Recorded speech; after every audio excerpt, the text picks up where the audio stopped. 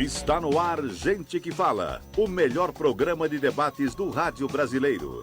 Gente que Fala tem texto e direção geral do jornalista Fausto Camunha. Gente que Fala reúne de segunda a sexta-feira formadores de opinião para discutir as principais notícias do dia. Gente que Fala tem o selo de qualidade ABCOM.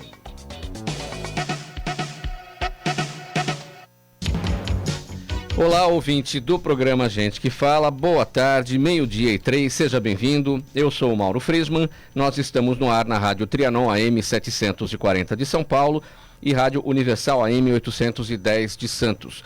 Você nos vê pelas redes sociais, pela câmera aqui do estúdio da Rádio Trianon, tanto no Facebook quanto no Instagram.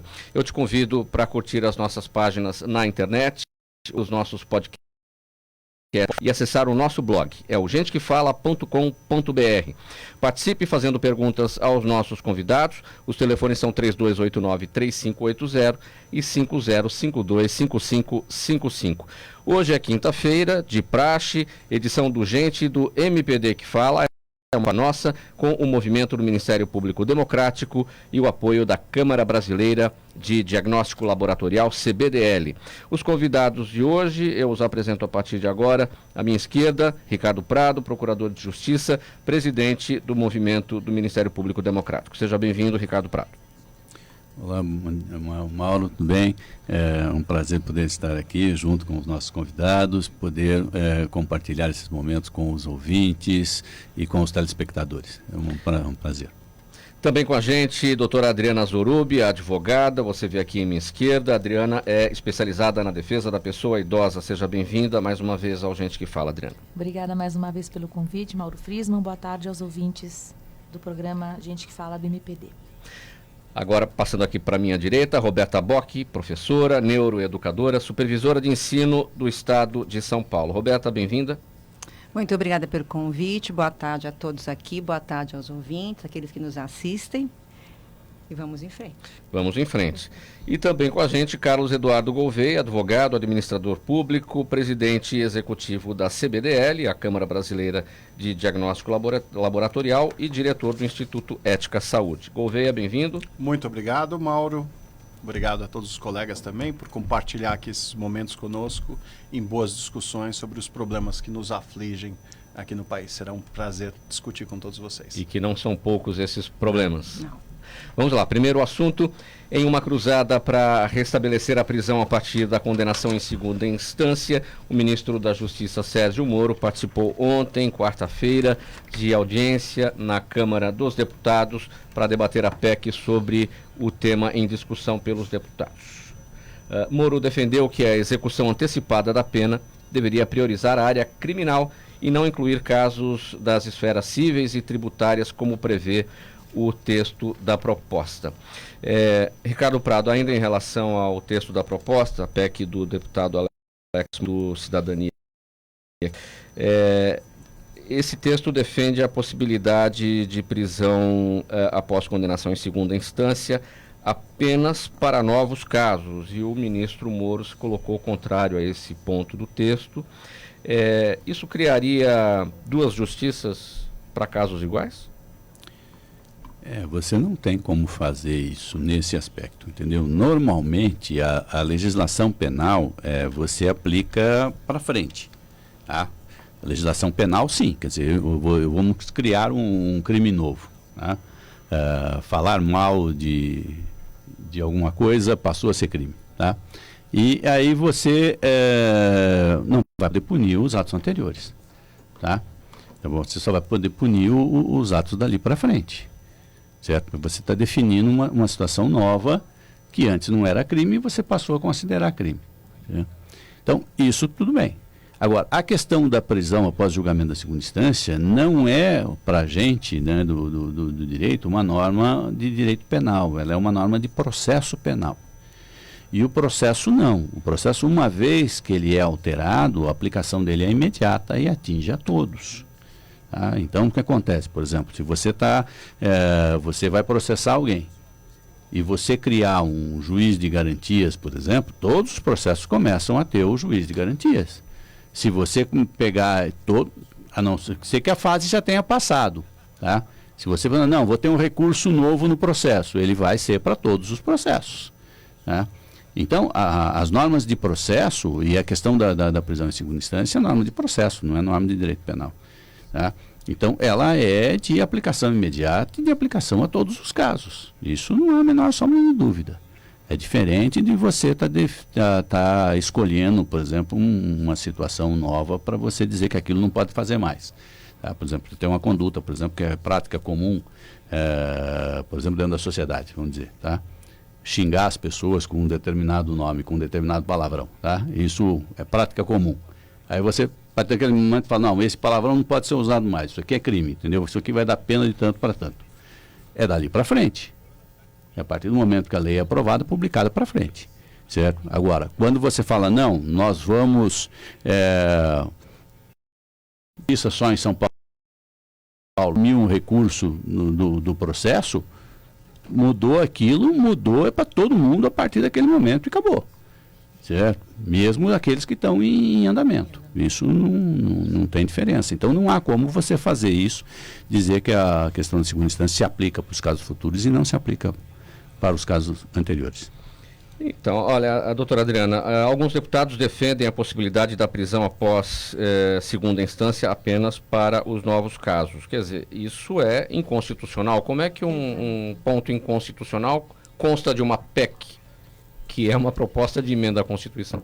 Exato, mas aqui o nosso procurador bem explicou a situação, é questão de processo penal, que passa a valer a partir do momento em que ela entra em vigor para todos os casos em andamento e os futuros a partir daquela situação, a partir daquela data.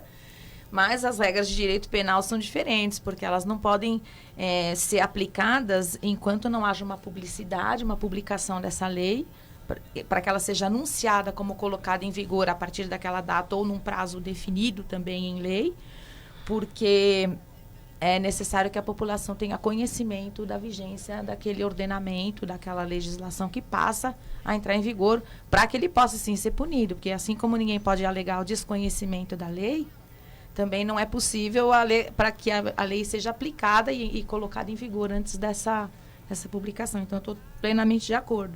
Agora, a questão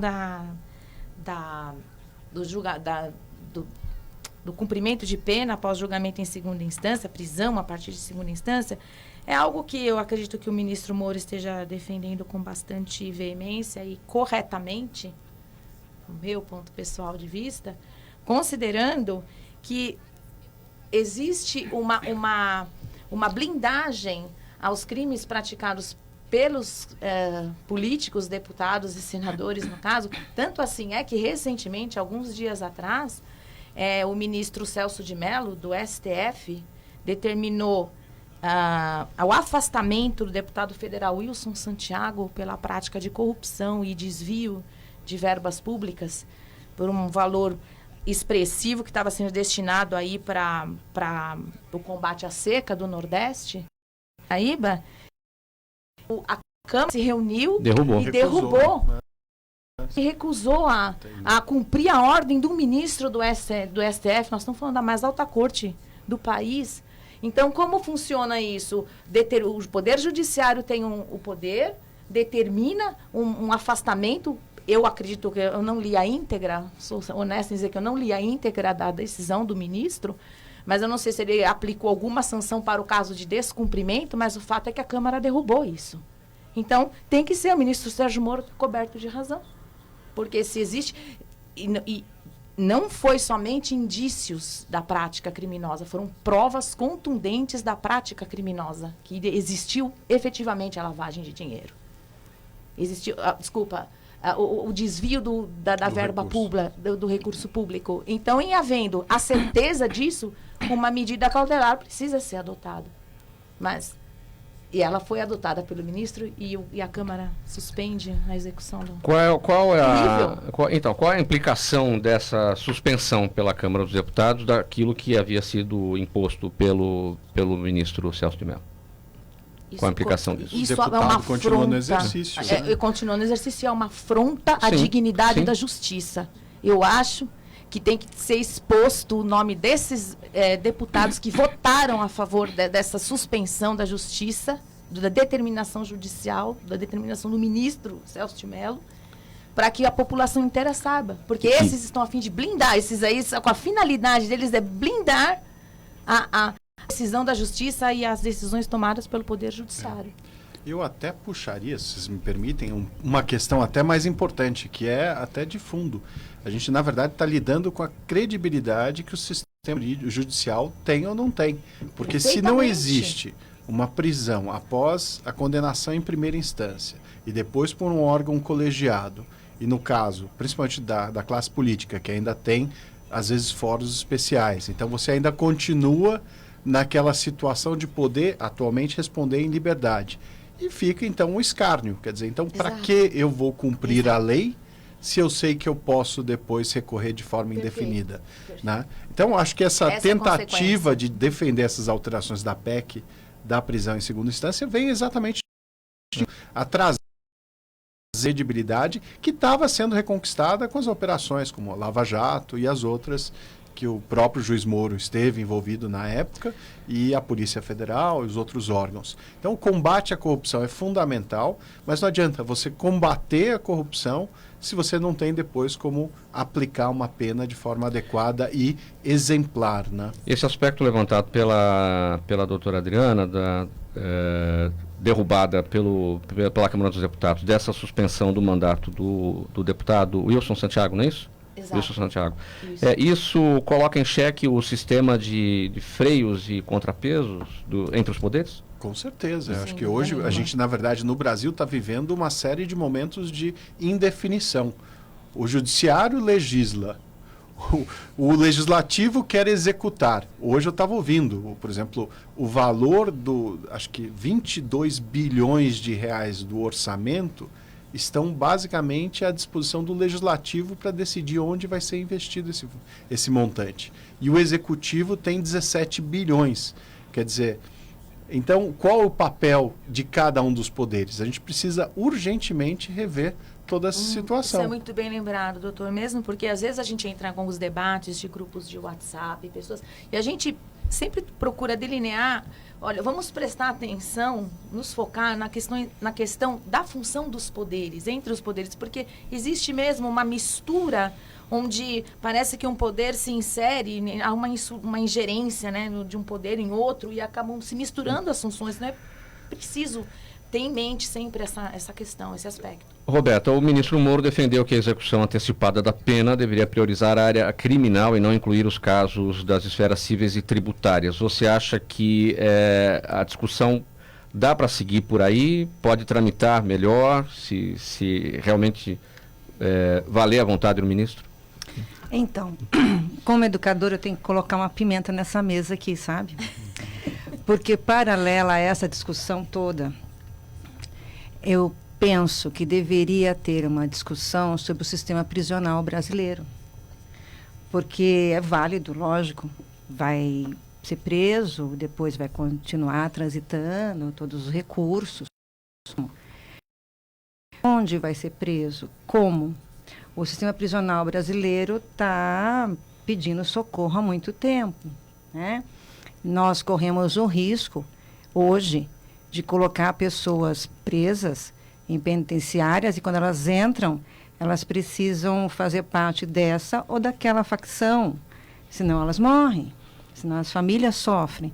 Então, essa discussão, e depois quando eles saem desse sistema prisional, eles devem favor a esses grupos. E aí, como é que fica? É uma questão, eu falei que era uma pimenta na mesa, e é uma pimenta mesmo. Porque essa discussão precisava estar correndo paralela a toda essa discussão, se prende a segunda instância já, se não, teria que estar acontecendo. É uma questão até educacional, de chamar a atenção para essa questão tão importante no nosso país. Prender onde? Como? Em que condições? Quais os direitos que tem? Está sob a tutela do Estado, né? E não adianta começar a inflamar a população e falar, não, é um bandido, tal. Eu não estou aqui defendendo bandido de jeito nenhum. Mas é preciso pensar nessa situação, né?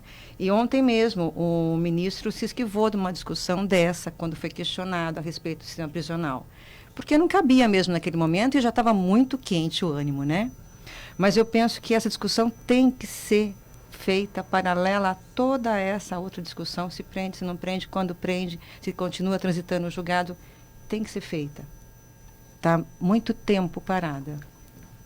Ricardo. O que eu acho que acontece é que você precisa realmente uma questão de humanização dos presídios. Isso eu concordo plenamente. Eu acho que isso escola do crime hoje. Escola do você crime. Mas, não recupera ninguém. Mas isso, na verdade, decorreu de uma certa leniência do Estado com relação ao sistema prisional. O Estado precisa recuperar, na verdade, a administração dos presídios. Eu acho que isso, de uma certa forma, começa a acontecer. Entendeu? O Estado hoje está mais organizado nessa questão e você começa a recuperar o controle, na verdade, desse estabelecimento. Então, isso é fundamental. Você só terá ordem se você realmente cortar o sistema. E isso começou com o quê? Com a retirada das grandes organizações criminosas para os presídios federais, né? Permitindo que com isso você tenha um pouco segurando um pouco essas organizações. O problema foi que elas cresceram muito, né? Você deixou o problema criar uma dimensão gigantesca e se esparramou pelo sistema prisional inteiro, né? Você começou pegando gente num sistema complicado, porque você começou pegando presidiários perigosos daqui da capital ou das capitais, né? E levando essas pessoas para o interior. Como se você, na verdade, tivesse... É um problema que eu não sei como é que eu resolvo. Eu crio uma caixa lá, entendeu? Eu coloco esse cara e afasto para longe. Da minha vista. Como se ele não tivesse Exatamente. Contato mais com ninguém, estivesse isolado do mundo. Só que aí o que aconteceu? Aí, na verdade, você interiorizou o sistema criminal para o interior do país. Tá? Depois você pegou os líderes da organização aqui de São Paulo e começou a levar para os outros estados. E eles começaram a criar braços nos outros estados.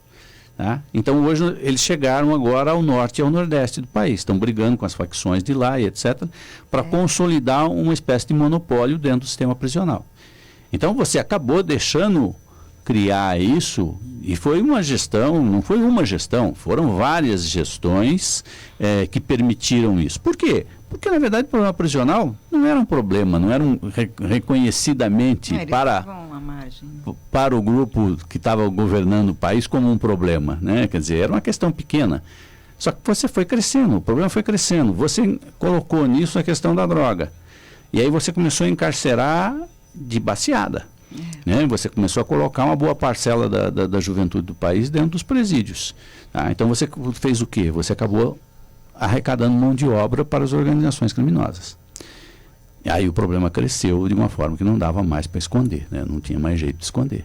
Então agora o problema realmente está aí, né? Eu acho que você precisa, o Estado, recuperar o controle de todos os presídios, tá? De todos, né? O governo já conseguiu de alguns, mas precisa recuperar o controle de todos, para que você tenha um mínimo de dignidade dentro das cadeias, né? A pena é de que a pessoa perca a sua liberdade, não de que ela tenha dignidade. Né? É isso mesmo. Então eu acho que isso tem que ser muito claro. Né? Agora, uma vez feito isso, você vai ter que ter um sistema que funcione igual para todas as pessoas. Né? Você não pode ter um tratamento privilegiado para uns e não para outros. Aí a coisa realmente muda. Não pode. Isso é o principal. Não, isso é o principal, com certeza. Bom, gente, seguindo mais um tema aqui, em depoimento à CPMI das fake news, Hans Nascimento, ex-funcionário da IACOS, agência de disparos de mensagens em massa por WhatsApp, mentiu à comissão e insultou a repórter Patrícia Campos Melo. Hans negou o que ele mesmo havia declarado e comprovado na Justiça do Trabalho que a empresa recorreu ao uso fraudulento de nomes e de CPFs de idosos para registrar chips de celular e assim conseguir o disparo de lotes de mensagens em benefício de políticos. E, por fim, acusou a repórter da Folha de São Paulo, a Patrícia Campos Melo, de se insinuar sexualmente para obter as informações. Procurador Ricardo, vamos por partes aqui. Bom, primeiramente, se ele mentiu, ele está incorrendo deixa as mulheres falarem primeiro. Deixa as mulheres falarem. Ou as mulheres começam? Não, melhor começar os homens. Eu acho que, na verdade, isso a gente vê em alguns processos, quando a pessoa não tem razão, não tem forma de atacar o mérito da acusação que existe contra ela, o que ela faz? Ela desvia o foco e ataca a pessoa. Perfeitamente. Certo? Então, quando você não tem como se safar daquilo que a repórter estava colocando. Com argumento em relação ao mérito. Com relação ao mérito. Então você faz o quê? Você tentar tirar a credibilidade da pessoa.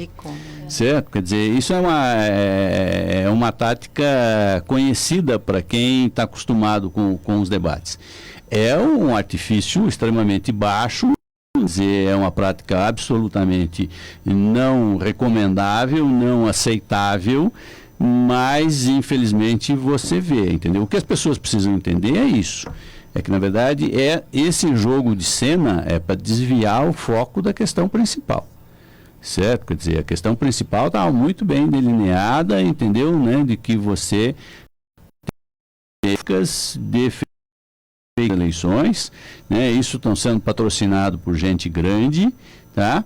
E essas coisas precisam ser tomadas providência, certo? Quer dizer, o repórter, o jornalista e o jornalista investigativo, a função dele é investigar, a função dele é trazer à tona para a sociedade as mazelas sociais realmente, para que você possa discutir, tomar providências e corrigir. A sociedade não evolui se você não tiver uma imprensa independente, uma imprensa que coloque o dedo na ferida para mostrar aonde está o erro, né? Então, isso é fundamental, é preciso entender o papel do jornalista. Mas se a notícia é boa para você, então o órgão de comunicação é legal, o jornalista é honesto, mas se é o contrário, aí já é fake news, é mais ou menos por aí. Com certeza. Adriana, aí no caso, já vou entrar aqui na questão da repórter, da jornalista Patrícia, porque é um ataque à condição feminina, né? Exato. Olha, Mauro, nós estávamos conversando antes de iniciar o programa e nós estávamos falando da falta de respeito deste cidadão, deste Hans. E realmente é algo assim, é inesperado que ainda nos dias de hoje a gente ouça esse tipo de colocação aqui, como colocou o doutor Ricardo, a falta de respeito, a falta de dignidade na elevação de um debate, porque que haja uma situação de descoberta de fake news, aqui está dizendo, a matéria está dizendo que foi comprovado na Justiça do Trabalho que a empresa recorreu a esse modo fraudulento, indo pela comprovação, ainda usando o CPF de idosos, que a gente sabe aí que a informação, eu já sou um pouco contra a informação do CPF e RG em todos os lugares, porque isso é a coisa mais fácil que existe hoje, é de captar números, né, de documentos, e aí já acabam se deparando com essas situações fraudulentas. Mas independente de qualquer coisa, como você entrou direto na questão aí da questão da condição feminina, realmente eu deixo aqui a minha indignação, a minha reprovação, e eu acho que se ele não conseguir provar que houve essa insinuação, cabe aí a repórter ingressar com uma ação de indenização contra ele, contra a empresa, e pedir a reparação desse dano moral, na realidade, de tudo aí, que se ele não conseguir comprovar, ele está... Aí é misoginia, né? Exatamente. Aí eu acho que caberia, além da esfera criminal, na minha visão, aí com as questões de crimes de difamação, né? Do Código Penal, ainda existe a possibilidade de uma reparação de danos, porque eu acho terrível uma pessoa vir a público e dizer que houve uma insinuação sexual sem ter prova disso. Não, e tem um outro detalhe aí também, que ele ataca a condição profissional dela, que ela estaria ferindo a ética profissional, Exato. né? Como se estivesse trocando informações. São dois pontos, então. Então. E além de ser respeitoso, ele está numa CPI, ele tem que assumir a verdade. É um absurdo e quase ele conseguiu desviar o foco, mas quase. Bem colocado. Porque a imprensa livre, ela é muito importante para fazer a história. Imagina se eu voltar na história... E aí, vamos apagar aquele fato, vamos escrever de uma forma diferente, eu não ia ter mais história. Então, uma imprensa livre, pautada pelo princípio da ética, como é o caso que me parece ser, ela é fundamental para se escrever a história de um povo. Ponto. Segundo, desviar a atenção dessa forma desrespeitosa, falando das mulheres que historicamente sofrem com essa questão, é desumano. Desumano. Né? E o que é pior, alguns políticos concordarem e quererem engrossar o desvio do foco. Engrossam o couro. Exato. Engrossar o couro. E aí a população, para que a população fique revoltada e, mais uma vez, se dividam. Porque aí fica um grupo que concorda, um grupo que não concorda, e ficam brigando. E aí quem ganha com isso?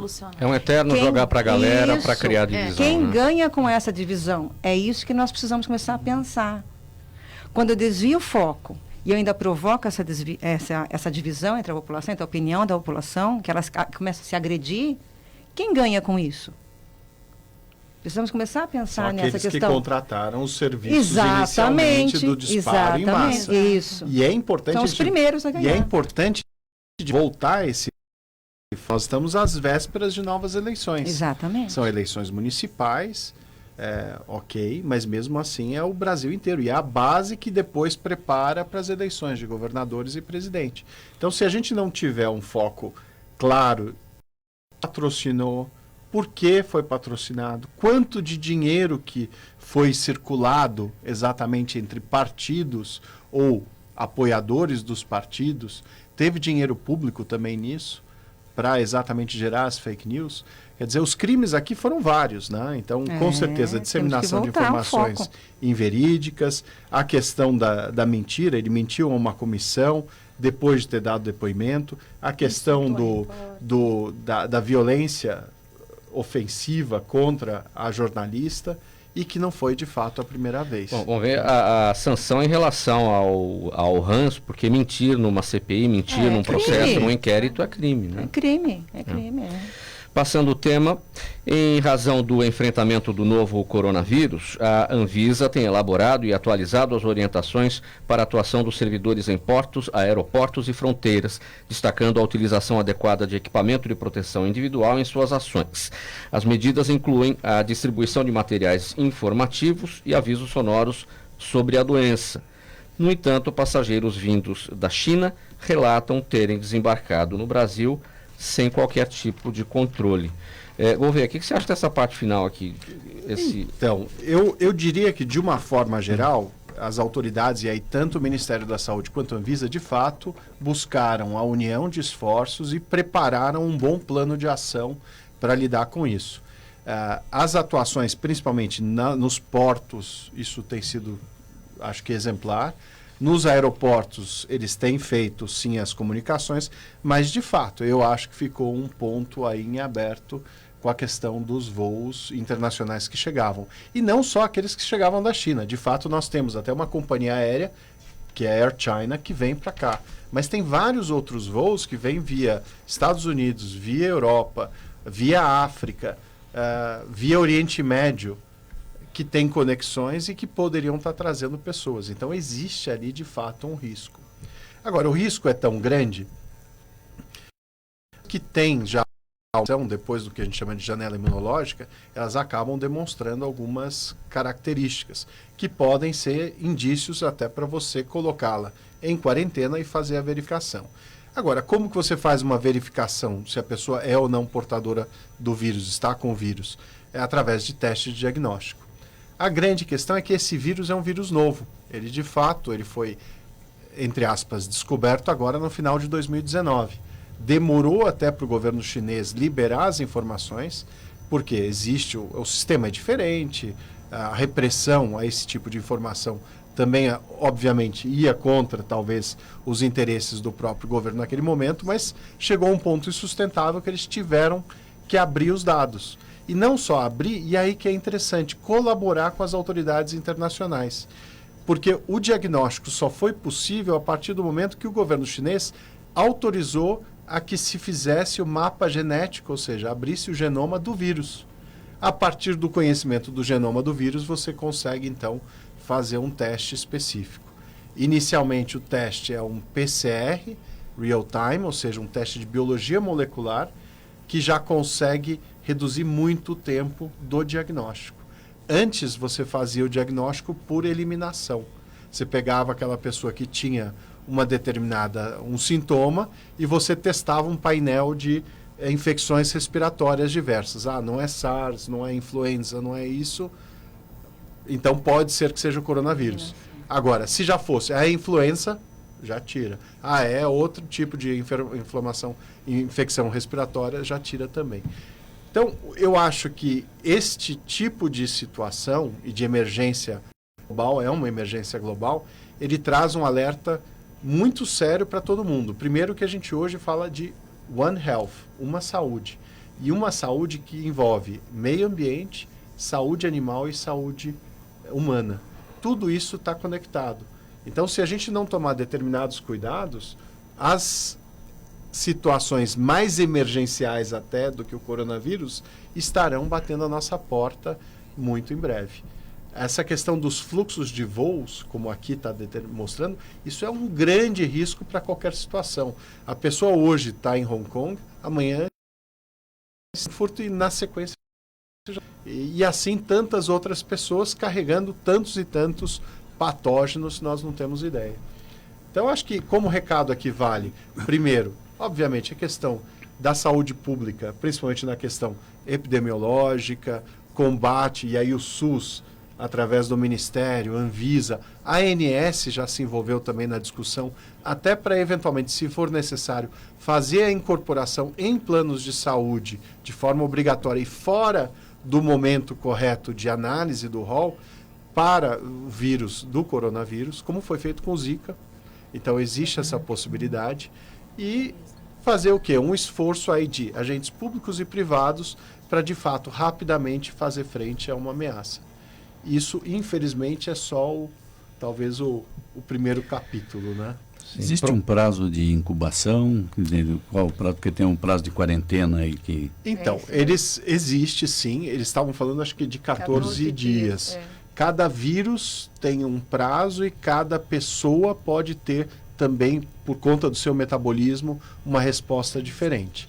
Então, isso varia muito de pessoa para... No HIV, por exemplo, vírus da imunodeficiência adquirida, o HIV, a gente fala de 20 e poucos dias. Então, se você teve uma relação de risco hoje, o correto seria, pode fazer o teste imediatamente? Sim, porque você pode ter situações anteriores que você nem se lembra e já está eventualmente infectado. Mas faça pelo menos depois de 30 dias novamente para ter certeza. Você falou algo, só para esclarecer uma dúvida minha mesmo. O senhor tinha falado a respeito de uma questão de que talvez não estejam sendo adotadas as medidas corretas de que tragam passageiros de outras localidades. É isso que na verdade, aqui a matéria fala muito de passageiros vindos da China. E aí o foco, principalmente na companhia aérea chinesa, que tem o voo, faz conexão em algum lugar e vem para cá.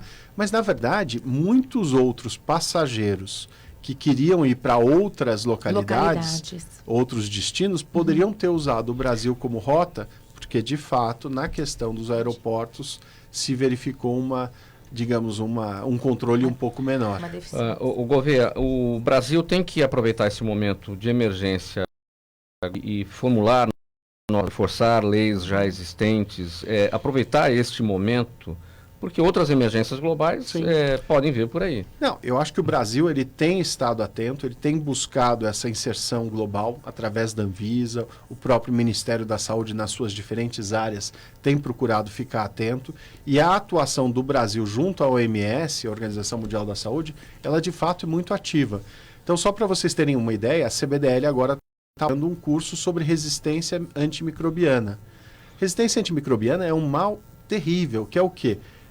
O uso indevido de antibióticos por muito tempo faz o quê? Com que as bactérias sejam cada vez mais resistentes. Então, os novos antibióticos duram menos tempo do que duravam os mais antigos e são cada vez menos eficazes e mais caros.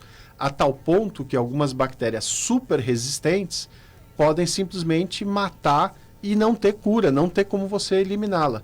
e se isso se dissemina por dentro de um ambiente hospitalar, você coloca todos os outros pacientes em risco. Então, essa questão da resistência antimicrobiana é um bom exemplo de como o Brasil, junto com vários outros países, numa ação coordenada pela OMS, estão tentando lutar para evitar o caos total. Esse é um problema, a gente vai dizer que a resistência antimicrobiana é o problema do século. Tá? E aí eu convido os ouvintes que queiram até acompanhar, nós lançamos um curso junto com a London School of Hygiene and Tropical Medicine, começou essa semana, são 6 semanas, 2 horas por semana, é um curso pela internet, já está disponível em português e pode ser buscado no www.cbdl.org.br. E a ideia é exatamente trazer o conhecimento para profissionais de saúde, de uma forma geral, como lidar com a resistência antimicrobiana e como usar o diagnóstico como uma grande ferramenta. Para profissionais de saúde ou para todos? Ele é aberto, mas o profissional de saúde, seja ele uma enfermeira, um assistente social, um médico, um dentista, todos esses deveriam fazer até para reciclagem de conhecimento. Tem muita informação nova e não é de um indivíduo, de um órgão, é uma luta de toda a sociedade. cbdl.org.br. Como é que encontra lá no site? É um curso de testes de ferramentas para o combate de resistência antimicrobiana. Muito bem. Outro assunto, minha gente. Numerosos estudos têm mostrado que a arte e a música podem ajudar a aliviar a dor crônica, prevenir os sintomas do mal de Alzheimer e da demência e acelerar o desenvolvimento do cérebro das crianças. Hoje, há evidências de que uma mera exposição às artes ajuda a viver mais. Um dos estudos inclui fatores socioeconômicos, como renda dos participantes, nível de educação e mobilidade, mas mesmo levando tudo isso em conta, concluiu que há uma diferença em termos de duração de vida das pessoas mais envolvidas com as artes. Procurador Ricardo Prado, você já curou alguma dor diante de uma obra de arte no museu? É fantástico. Já se aliviou? É fantástico, com certeza, com certeza.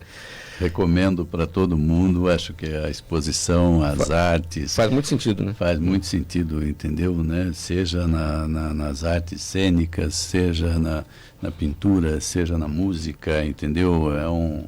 É uma qualidade de vida, são os momentos especiais que realmente te levam pelo dia ou pela semana, às vezes pelo mês todo, entendeu? Acho que é uma grande carga de energia positiva, muito boa.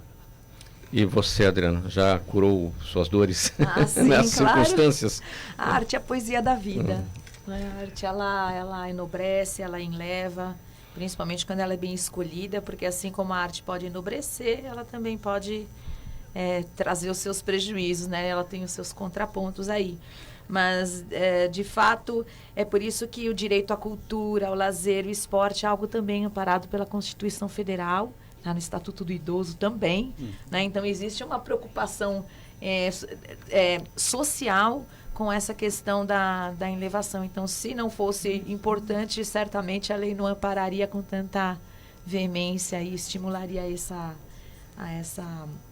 ação, né? Então, perfeito. Agora, Roberta, o que é importante é que existam programas de estímulo, né? Para que as pessoas procurem as artes, visitem os museus e se envolvam com tudo isso, né?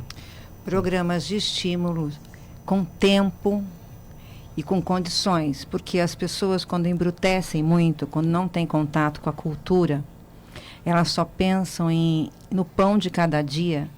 Elas começam a ficar muito fechadas e não enxergam mais o mundo, não conseguem mais enxergar o outro.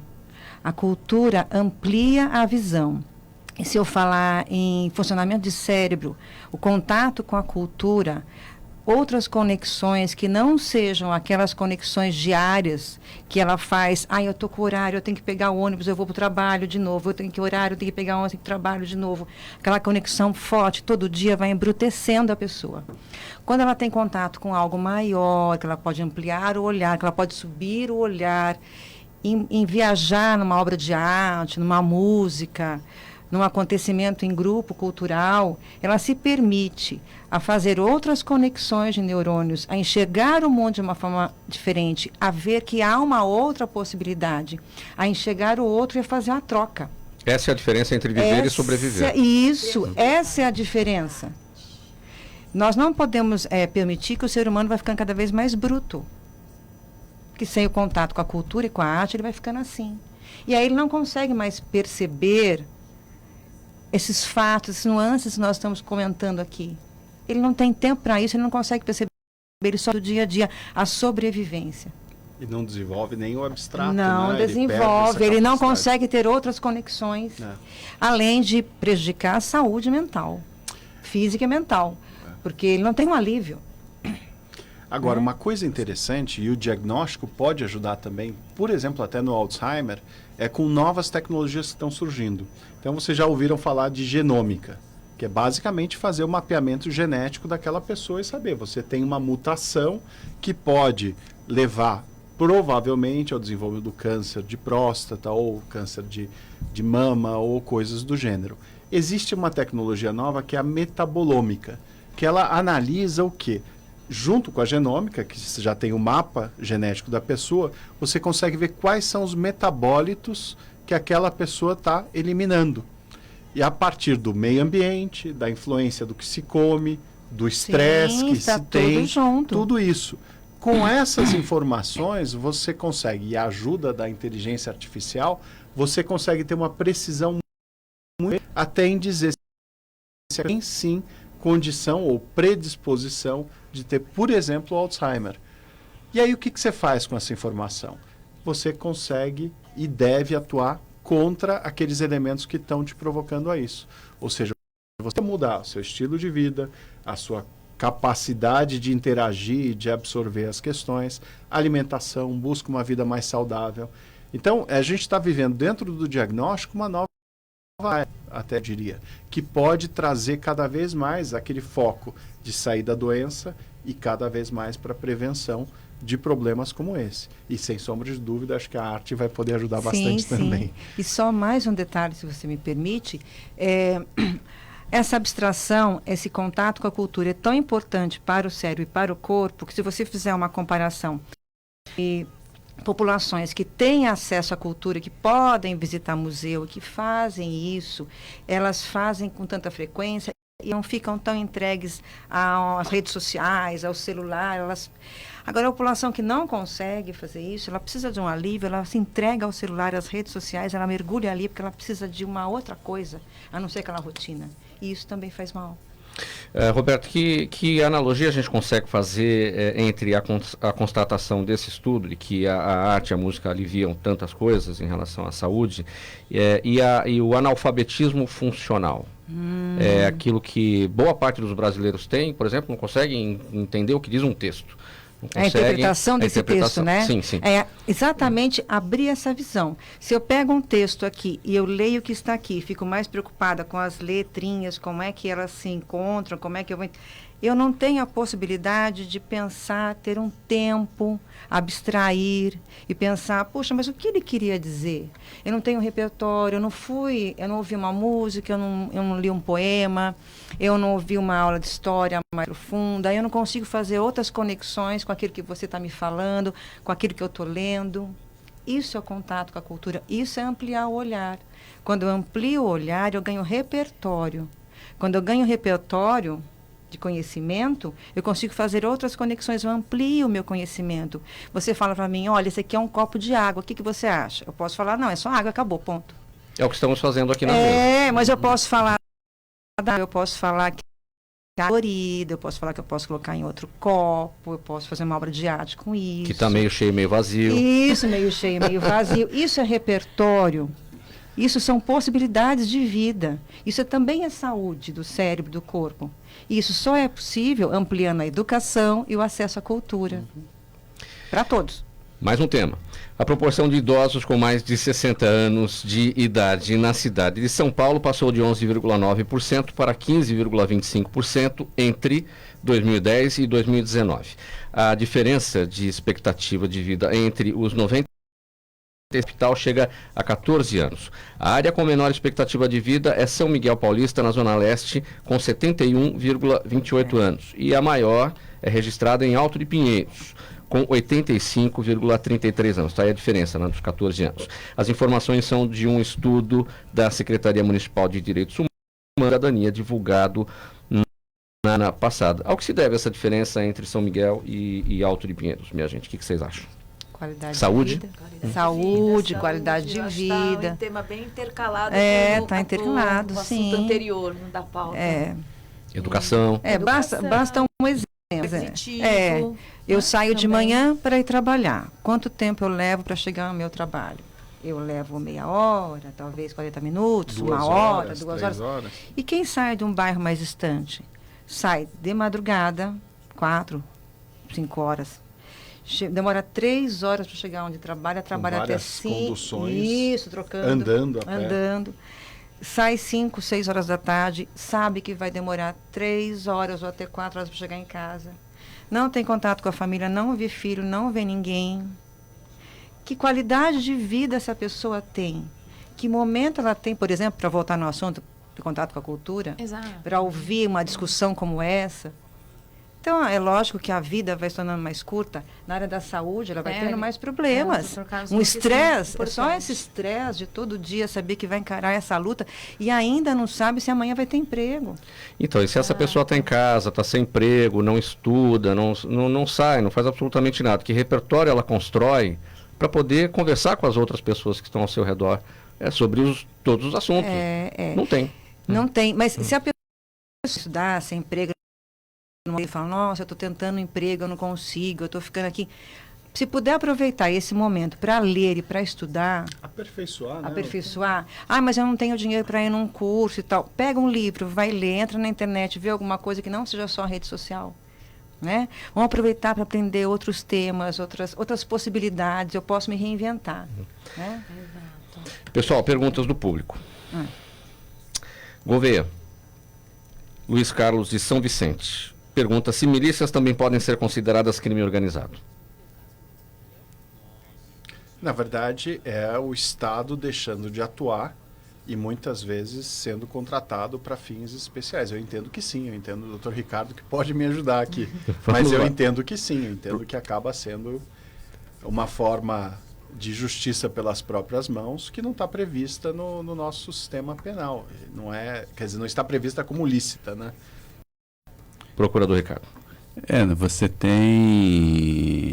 É uma forma informal que você começa com uma tentativa de produzir segurança de forma informal e que, via de regra, desanda para o crime organizado com nenhuma sombra de dúvida. Você contrata o sujeito... muitos, às vezes, foram já da área de segurança, etc., e já foram, inclusive, demitidos porque deram problema, porque eram gente com tendência à violência, etc. e tal.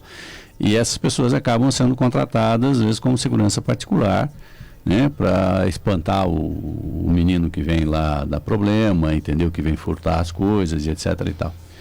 E, no fim, se você não tem um Estado que funcione, que resolva o problema, isso acaba descambando para quê? Para grupo de extermínio. Né? Então, é um problema seríssimo, o problema das milícias, é algo que o Estado realmente não pode deixar proliferar de forma nenhuma, entendeu? Mas é uma forma que aonde você tem ausência de Estado, ele é borota. Aonde você não tem ausência de Estado, borota. Na faculdade, há muitos e muitos anos atrás, tinha um texto, um artigo muito bom do professor Boaventura dos Santos, que falava exatamente sobre isso. Né? Então, era o Estado que se ausentava, por exemplo, das favelas, hoje, e auxiliava, permitia que o próprio grupo ali presente se reorganizasse, assumindo as funções. Função de poder de polícia, de prover determinados serviços para a comunidade. E aí começava um sistema nefasto, porque as crianças já entravam naquela situação que o exemplo era o indivíduo que estava no grupo de milícia, grupo de extermínio. Então aquilo já virava o objeto de ascensão social dele. Ou seja, é terrível, né? Roberta, olha que pergunta interessante que você precisaria de 2 horas para responder. Nossa, o que será? O Marcos de Pinheiros pergunta a sua avaliação sobre o atual nível do ensino fundamental no Brasil. Precisaria de uma semana, eu acho. Mas não vai bem. Não vai bem. Há muito tempo os índices dos resultados educacionais, eles são baixos. E é preciso pensar a respeito e mais investimento na educação. Da outra vez que eu estive aqui, eu já bati nessa tecla e vou aproveitar para bater nessa tecla novamente.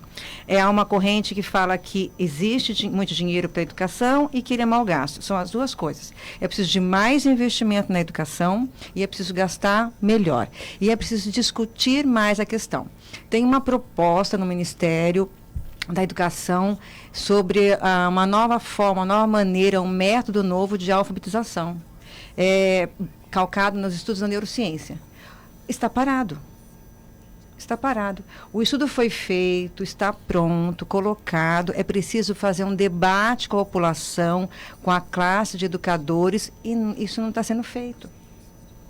Enquanto isso, o que está acontecendo? Então, pensa, sem esse debate, com esse estudo parado, que demorou muito tempo para ser feito, e ainda com investimento em educação pequeno, tem uma quantia financeira enorme que foi para o Ministério da Educação, fruto da Lava Jato, que ficou parada e ninguém utilizou. Tem amarras ideológicas nisso? Tem amarras ideológicas, e a gente não pode pensar uma educação de um país com amarras ideológicas. É preciso ampliar o debate, é isso que a gente estava até conversando antes, ampliar o debate, mostrar para um aluno as possibilidades, ampliar o olhar que nós estávamos comentando antes desse aluno, para que ele possa fazer escolha todo. A alfabetização começa assim. Eu gostaria só de trazer um exemplo prático, muito bem sucedido, que é aqui em São Paulo, no Real Parque.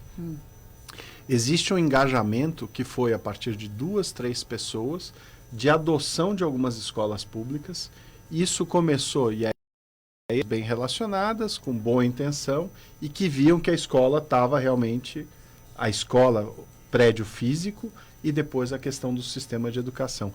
Começaram ali a fazer mudanças, desde o projeto arquitetônico, ver como fazer, buscar as verbas disponíveis e que a escola, embora soubesse, não conseguia atingi-las, e aí começaram um processo de mudança que hoje já está com 3 ou 4 escolas. O engajamento do bairro está sendo crescente, a violência diminui, o respeito e o sentimento de pertencimento dos pais que são chamados para contribuir junto com seus filhos também, está sendo uma verdadeira revolução. Então, é um exemplo interessante, depois até vou compartilhar, e que tem chance de provocar mudança. Por quê? Em ano de eleição, o político vê que ele deixou de estar presente e percebe que a sociedade civil está, de fato, se organizando e vai demandar cada vez mais um retorno. Então, acho que esse movimento tem que ter. E acho que tem que provocar. E na questão da neurociência, acho que valeria a pena até bater nas portas do Ministério e relembrá-los. Os problemas são tantos que... Está parado. Procurador Ricardo Jaime, do Jardim Bonfilholi, pergunta o que os contribuintes que querem recorrer à Justiça pelos prejuízos causados pelas enchentes, acionando o poder público, podem esperar do Judiciário. É difícil você ter uma previsão exata com relação a isso. Você depende do caso específico, né, do que aconteceu. Você tem algumas coisas que são falhas da prefeitura e você pode, sem dúvida alguma, acionar o poder público pelos seus prejuízos. Mas há uma parte que é da natureza, né? Então, nós temos cuidado não também do nosso meio ambiente, né? Quer dizer, então você começa a ter fenômenos sérios, entendeu? Né? Tem muita gente que não acredita que isso é inventado, mas a natureza reage. Da mesma forma que as pessoas reagem diante de uma provocação, a natureza também reage. Então, você tem um limite daquilo que o judiciário entende que seja a responsabilidade da prefeitura. Não é todo e qualquer evento da natureza que a prefeitura vai arcar, não. Alguns eventos, às vezes, são cobertos por seguradoras, para quem tem seguro, né? Mas também tem eventos que a própria seguradora coloca umas cláusulas para se isentar de responsabilidade, porque senão ela também não aguenta. Adriana, Walter do Campo Limpo pergunta se há uma estimativa do número de presos que cumprem pena por maus tratos a idosos no estado de São Paulo. Não há. Não há uma estimativa. Infelizmente, isso tem sido um pleito dos segmentos que atuam em favor da temática da pessoa idosa para que a Secretaria de Segurança Pública do Estado de São Paulo providencie esse levantamento, essas pesquisas que são tão importantes para que toda a população possa tomar conhecimento, inclusive o poder público, para coibir essas ações de maus tratos e em todas as esferas com a pessoa idosa. Eu já falei isso aqui algumas vezes quando participamos aqui do programa e realmente é algo que não vem sendo providenciado. Isso não está disponível no site da Secretaria de Segurança Pública do E quando não se tem conhecimento disso, fica difícil de atacar o problema. Pois é o que o Dr. Carlos acabou de falar. Quer dizer, não existe um Estado que providencie um levantamento, uma estatística no tocante a isso, até por questão de educação, porque as pessoas precisam ser conscientizadas sobre o processo de envelhecimento, sobre a questão do atendimento a esse segmento da população que nós estamos caminhando para lá. Nós já somos 30 milhões de idosos no Brasil. Pirâmide populacional se invertendo. Exato, já existem mais pessoas com igual ou superior a 60 anos do Brasil do que jovens de 0 a 14 anos. Então, nós estamos envelhecendo, isso é um fato. E a violência por quem? Familiares, cuidadores? Na grande maioria das vezes é praticada por pessoas que estão próximas aos idosos. Então, são familiares e cuidadores, pessoas que estão ali próximas à pessoa idosa, infelizmente. Adriana, palavra final. Gostaria de agradecer mais uma vez pelo convite. Obrigada, Mauro. Obrigada aos ouvintes do programa Gente que Fala. E um abraço. Roberto. Alegria estar aqui. Muito obrigada pelo convite. Adorei a conversa. Obrigada a todos que acompanharam. E até a próxima. Gouveia. Obrigado, também agradeço e realmente é sempre um prazer estar aqui compartilhando um pouco do espírito de querer fazer mais aí pelo nosso país. Ricardo Prado. Eu queria registrar o direito das empregadas domésticas de irem à Ótimo, é isso mesmo. Mas aí com dólar mais baixo, né?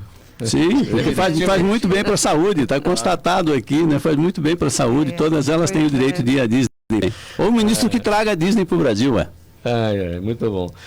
Gente, muito obrigado pela presença de vocês todos, em nome da equipe do programa Gente que Fala. Hoje mais uma edição do Gente do MPD que Fala, parceria nossa com o Movimento do Ministério Público Democrático e o apoio da Câmara Brasileira de Diagnóstico Laboratorial. Procurador de Justiça Ricardo Prado, a advogada Adriana Zorubi, a professora e neuroeducadora Roberta Bock e o advogado administrador público Carlos Eduardo Gouveia.